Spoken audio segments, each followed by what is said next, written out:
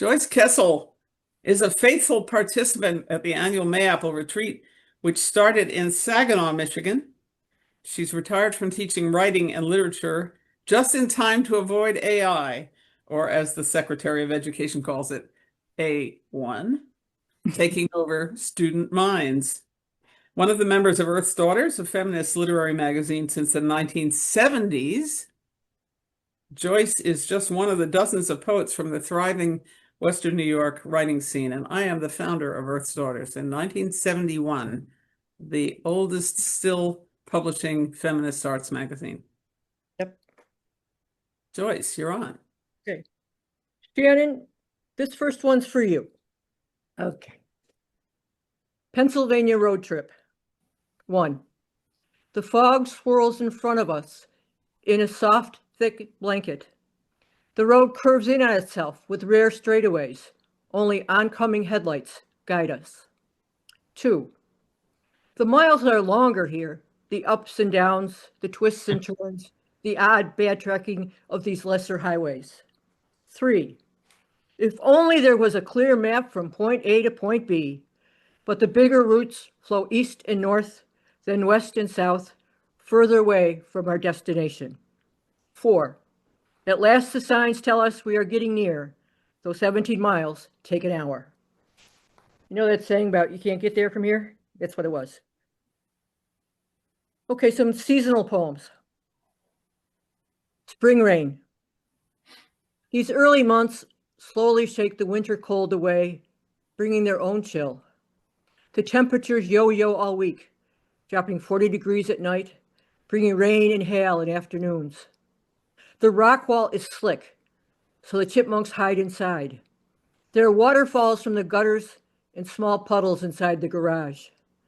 Promises of real spring are found in greening trees, nesting birds, a neighbor's re-emerging grin from his gazebo from Wayfair.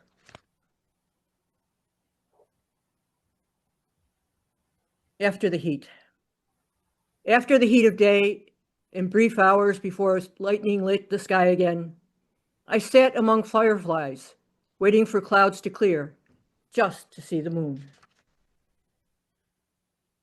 I hate August, not because it's a bad month, but because it means that school's going to start, which for 43 years, I just wasn't ready. But this is going back in time, and a little bit in present time. August auguries. As kids, August was the best wrap up to summer.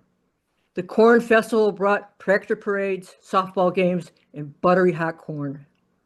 The county fair was next. Back then we got in free. We tried to fool the guy who guessed our weight, played I got it when we needed shade, checked out the 4-H animals, conned the ladies in the education building for extra peanut butter cookies, the only free food. Everybody ate and ate, only after the carnival rides. We were oblivious to the back-to-school sales, but grew to loathe the ads and aisles of pencils and erasers, Elmer's glue, composition notebooks, and color-coded folders that foretold the end of summer play. Now the only solace is the football training camp, promising September's opening day and almost everybody's Sunday ritual in red and blue. We don't say hello anymore. We say, go Bills.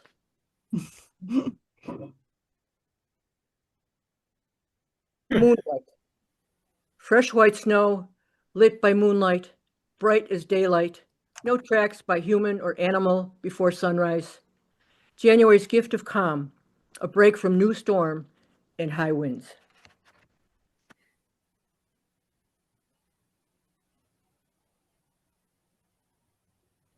Winter doldrums. By the way, Buffalo is the only city of its size nationwide that has not reached 100 yet, thanks to Lake Erie and Lake Ontario. Okay, winter doldrums. Snow piles up from a polar vortex, an unwelcome guest who stays too long across Great Lakes that refuse to freeze. Despite the rare sunshine moments, I am leveled by continuous cold, jealous of the hibernators, chipmunks, hedgehogs. Bears hibernate also. I imagine myself a bear cub, tucked in for winter, finding body warmth in the den with others. I snuggle back in the already cooling sheets till post-dawn nudges me awake to stumble to a morning cup of tea and a newspaper before I gulp the daily grief and ultimatums, swallowing national news as its cold untruths and lies, more chilling than the snow. Some of you may be old enough to remember this, and I think Bob will get it, but in 1962, Malvina Reynolds wrote a song called Little Boxes. And she wrote it because she was driving by a new development and everything was looking the same. Pete Seeger recorded it and made it more of a hit, I think early 70s. If you watch the show Weeds, it was the theme song, but it's not about marijuana at all. So 68 little boxes. Malvina Reynolds, little boxes made of ticky-tack. They all look just the same. No one knocks at our door except the pizza guys. Neighbors meet in the middle of the lane, brief hellos and chats. The dogs take up more time. It's not like where we used to live, set back into trees, a longish driveway, houses all on one side of the street, yards apart. But neighbors waved and called hello. Here, the places all look alike, 6 per row, 2 rows facing, same garage door, same front bushes, the numbers almost invisible on the doors. Our personalities more evident from late spring to late fall, garden gnomes and gargoyles, bright flowers and lawn chairs. In winter, we huddle behind closed doors, needing to reintroduce ourselves to all but the dogs. Awkward conversation. If we were to meet, we'd chat about your kids, our partners, people we have in common, your new old job, my retirement. And I would bite my tongue to bleeding to not ask why you didn't call me when you needed me. This is a brand new one that no one has seen, and I've never really read it before. And my brother's in it, Paul. My nieces are in it. Leanna's in it, and our mothers are in it. So that means I'm in it too. It's called Hands. I once held a big old snake no one else would touch. I held your infant sister when she was filled with roid rage, binding us forever. I held my brother's hand on the walks to school. I have held the paws of many dogs, falling in love with their pleading eyes. My niece and I held a baby tiger, which in retrospect was so wrong. As we cried our mother's passing, we held each other's hands and still do each night in sleep.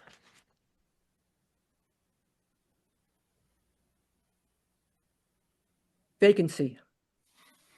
There's a stillness in the house, a silence that traces outlines of spaces you once occupied, the chair cushion holding a shadow, a linger of you in the bed sheets, a glimpse in a darkened window, a cup abandoned on the counter, lost echo, fading footsteps at the door. I might still keep writing the same kind of poem over and over again, thinking about old houses, old places, and I don't really know why, but someday I'll hit the perfect poem. This is a brand new one, and Elizabeth, I have not figured out how to fix the ending for parallelism. And I'm sorry you stayed up all night trying to figure it out. It's called Titties. I am still furious at the surgeon who dismissed my mother. You're old, you don't need these anymore, leaving her hunched into herself for years after. Being realistic, my lover discussed her options with her doctor, saying, take them both. In the aftermath, there were 4 bulbous drains hanging from below her newly young girl's chest. With chemo, she was cured. I expected my diagnosis, which came early, so the lump was small. Now I have 2 disparate breasts, one a pouch, the other sagging with age. This is called Growth Rings. I guess it's also about aging. It is. Growth rings. Years have settled in my knees. An unseen arthritic penis plays across my fingers. Loneliness settles within my ribs. Memories float while I struggle to reclaim vivid images which always anchored me while everyday words dance away. Time hums along my bones, my lifelong companion steady, the minutes and days marking spits and starts, buried in the growth wings that aged me, gave me shape and purpose. A first line can coalesce unexpectedly in time. A fragrant, a firefly glow, wanders through a poem, seeking the proper landing, whether in sun or shade, day or night, the past or nigh, finally settling as the ending. Thank you.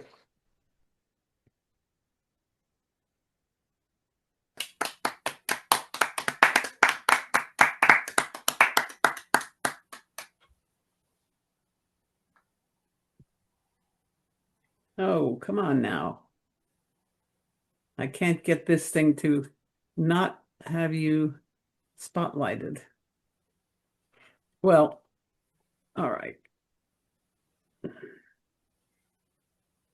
That'll get me. Our next reader, Elizabeth Caplun. This is her second year with the Woodstock Mayapple Writers Retreat in the Zoom contingent. She has lived in 4 countries on 2 continents and has settled in Bishop, California, a small town on the east side of the Sierra Nevada. Recently retired, she devotes her time to writing, heading the high desert Musar Circle, hiking, and tending her garden. Her writing weaves memories and stories of displacement with a yearning for a place called home. And this is Elizabeth. Thank you. Thank you so much. So I'm going to read you a love story in several poems. And this love story is also a testimony of love for the place that I now call home. The Deepest Valley, a love story. Forever. On the wall, a picture of you grinning, you and the cat sitting on the doorsteps of a trailer shaded by a cottonwood tree. You got the girl, didn't you? I imagine you daydreaming, could this be forever? You've looked for her long enough in the margins of books, dreaming of lives redeemed and love liberated forever after. I can make out the mountains in the background, the scar on your forearm from a wound that's barely closed. The call. Listen, Leo, to the voice of granite and sage, as deep as the sky, as warm as the alpine glow that lights up the mountains. I hear it linger in canyons through the rustle of aspen leaves, in the rush of gold-speckled streams where dragonflies flutter, in the rumbling of wild horses and coyotes howling when the moon softens the night. I hear it call from the deepest valley, crystalline, gritty, a love song. Leo's gift. A quarter horse, a buckskin mare, what's her name? I forget. I watch from the bedroom window. The mare rears when you get on her. You come to life gently, absorbing her energy. Nobody rides her like you do. Legs swaying against her supple skin, perfectly balanced, loose reined on one hand, cigarette in the other. She's completely yours, and you're completely hers. Now she's calmed down, walking, neck long, head low, haunches swinging freely around the sagebrush mounds. The pungent smell of crushed sagebrush, warm from summer, drifts through the open window. The end of summer. I remember the days of joy and laughter when words snuffed out anguish. It was then, before the sagebrush dried, and anger jumped the fire lane. Smoke drifted slowly. Would it clear at noon when sunlight warms the room? Would it clear tomorrow after a frigid night? Air so viscous, words stuck. No one spoke. Pounding hearts was all we heard. Breath suspended between sigh and silence. It happened all at once. Acrid smoke, raging flames, angry sparks darting from nowhere, words sharp as shards hanging in midair, barely audible, impossible to catch. Wounds festered, embers smoldered, ready to stoke the fire at the slightest sound. When the smoke lifted, not much remained. Promises shattered like pieces of glass, scattered fragments of dried up tears, just exhausted lovers concealing the grief in hope of healing. Darkness. At 2:05 a.m., sleep fled, made a mad dash for exit through eyelids and eyelashes, left behind a thumping mess of fiber, matter, limbs, and nerves torn from the clasp of slumber. At 2:08, you appeared, a sorry sight indeed, red-eyed, puffy-faced, mouth distorted by anger, muffled by desire, vengeance weakened by yearning, vengeance weakened by yearning for harmony in the fold of a dream that did not flee in the morning. You brought with you a retinue of ghosts and demons from your days in Iraq, brothers turned foes turned angel of death with a grip on your soul that would not let go. You looked like a fallen soldier, eyes too sunken to see the ruins around you, the wasted love, the threadbare nerves, helpless rage against hopeless love, pathetic prayer for redemption. Where does this hurt come from that rips open your wounds again and again? At 2:35, you were gone, but not without a fight. A last blow, almost an afterthought. The wound. Howling, kicking, still crazed by the blow, the girl runs out in the cold desert night, only to find shadows projected by starlight. She stops by the corral where the mare is standing, catches her breath, and extends a hand to touch her flank hidden in darkness. As she touched his arm one late afternoon, drinking his words and laughing at the gathering storm. Leo watches her go, a dark silhouette, as riveting in pain as it was in pleasure, melting away towards the corral, where he'd first seen her one late afternoon, softly blowing in the mare's nostril, a girl from a storybook. A girl who laughed at the thunderheads, drank the rain from his cupped hands, and touched his arms too close to a wound she did not know. The hourglass. It is noon on this winter day, gray but not hopeless. Today I pack my dreams the way one packs before a move and drops life's clutter at Goodwill. They did not serve me so well, my dreams, my wishful wrangled dreams of you. What's left of them but a lackluster picture of us, not worth another look? Time to leave is now. Hours are slipping, and so is daylight. The half-tone sky defines shadows. Thoughts drip from the hourglass, like droplets from leaden clouds, hit pavement and leave no trace. Going home to Inyo. To see the world through the eyes of an eagle, taste the air above the trees, touch the clouds with the tip of my wings, hear the wind howl in the canyon, smell the rain reviving the land. The rain will bless the earth again. The mariposa lily will appear in the spring. Only stubborn flowers dare bloom in the desert. There was winter, and now it is spring. Its light so bright it rings like the chrysolite strings of Vegas lyre. I'll whistle to the dog and head east, hitching a ride on a wild burro. I am going home to Inyo, the dwelling place of a great spirit. I'll follow Naga's footsteps up and up out of darkness until I reach the ridgeline and watch the first ray of sunlight illuminate the slopes. Shadows. Leo hesitates before pulling into her dusty driveway. The air shimmers from the heat. He can make out the dogs in the shade of the tool shed. All the way back from Vegas, he told himself he would stop the drinking, the cocaine, the straying.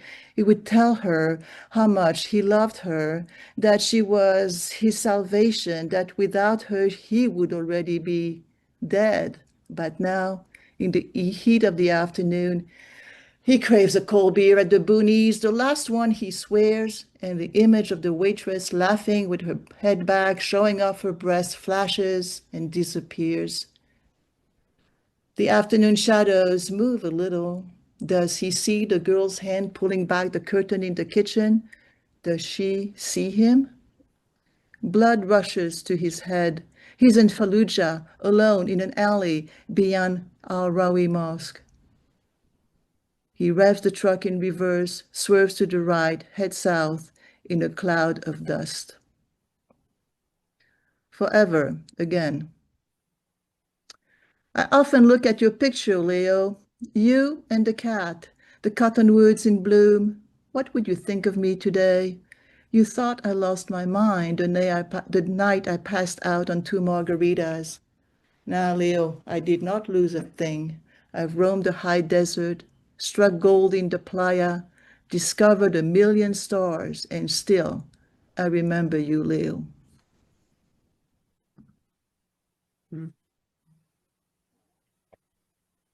Thank you.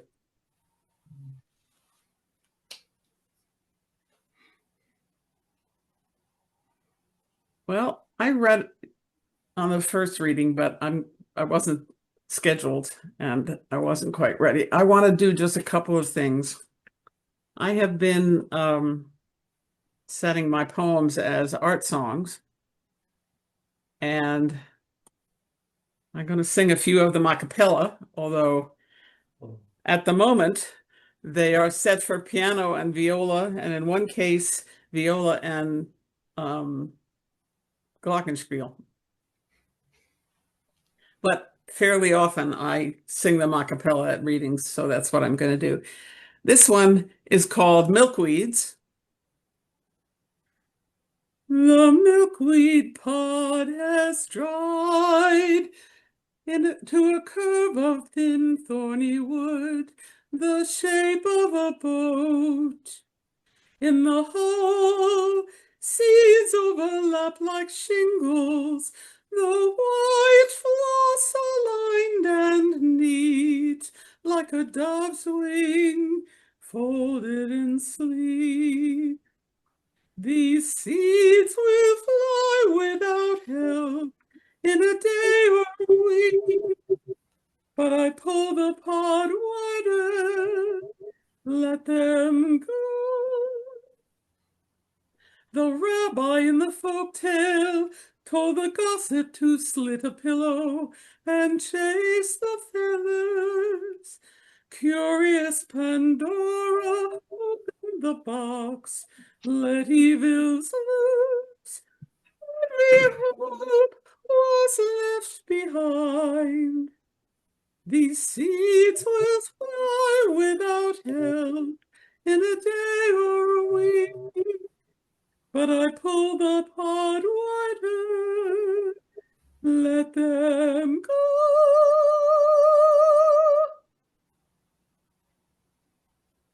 And that I'm finding that adding viola is doing really interesting things. I work on a piece of software that lets you play things as you work on them, which is really quite nice. This is called Wood Stove. I have one.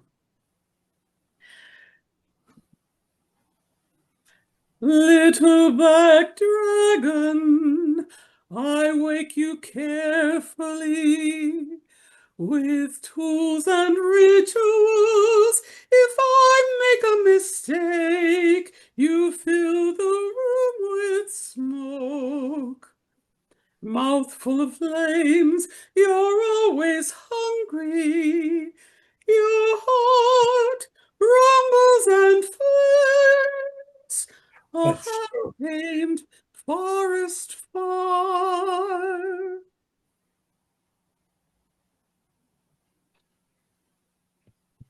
And one more. This is maybe the oldest. I went to Ragdale, which is an artist's retreat on the east side of Chicago, the west side of Chicago. And my project was setting my poems, I thought, to soundscapes on this software whose name I have forgotten that allows you to take a keyboard and attach all kinds of sounds to it. And I ended up writing 2 songs that were actual songs and doing a lot of soundscape. And I never did much with it because back then you didn't have, a cell phone in your pocket and a little round speaker that could deliver the thing. You needed a roadie, which I didn't have. But this is the oldest of the songs that I set. And the poem is also very old. The poem is from a book that I published in 1978. It has among the characters, and it's kind of, I like to say, if I were French, it would be my novel. But since I'm an American, it's prose poems. But this character, Deep Sea Diver, is one of the characters. And the voice is, it's kind of like a concerto, I guess. There's a voice, she doesn't have a name, and she's the main voice. And then there are all these themes going through. So this is Deep Sea Diver's song. She sees him walking toward her across the seafloor, slow motion. The light is blue and shifting. It falls in curtains and rays. There are fish all around, swimming between them like stars, blue and striped and shiny. He walks like a robot. If he holds her, she will hear his engine running. She can feel nuts and bolts holding his elbows together. She says, Deep sea diver, I love you with your silence, with your dark blue movements, with the world floating away, with birth and death in one place.